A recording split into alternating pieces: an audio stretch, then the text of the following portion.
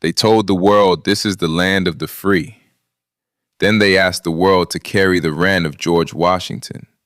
A man who enslaved human beings can be found today honored on the $1 bill. They asked the world to carry the wren of Thomas Jefferson, who declared that all men are created equal while enslaving hundreds of people during his lifetime. Not to mention, Thomas Jefferson was 44 years old when he had a sexual relationship with an enslaved teen named Sally Hemings. It is believed that the relationship began in Paris. Thomas Jefferson was 46 years old when Sally Hemings became pregnant with their first child, around 1789.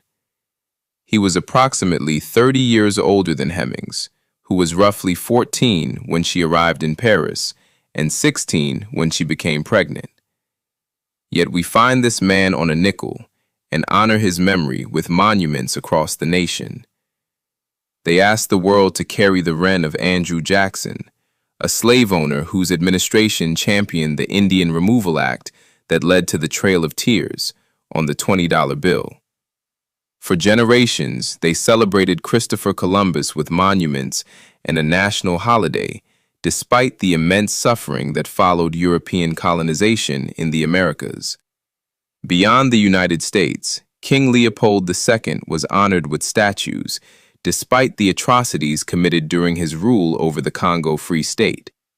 Cecil Rhodes gave his name to scholarships, institutions, and monuments while building an empire through colonial domination in southern Africa.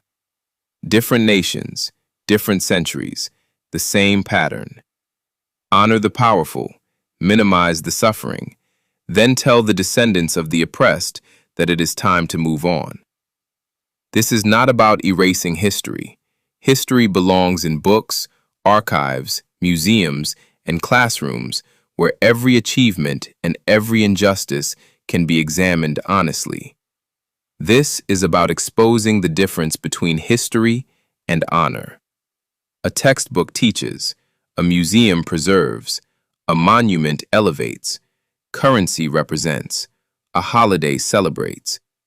These are deliberate choices made by societies about whose wren should be carried into the future.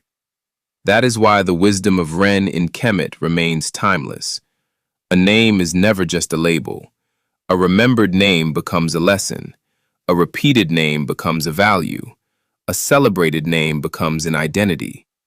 Every time a dollar changes hands, every time a 20 changes hands, every time someone stands before a monument or repeats a celebrated name without questioning why it was elevated, the nation is teaching a lesson about who it believes deserves lasting public honor. Then comes the contradiction.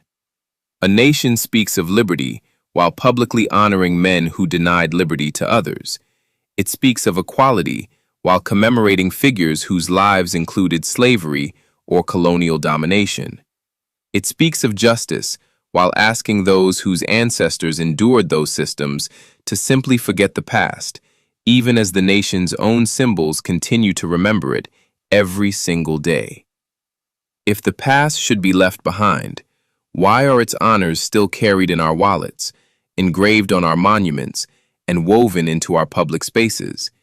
If freedom is truly the highest national ideal, then every generation has the responsibility to ask whether its public symbols reflect that ideal. The question is not whether these figures should be studied.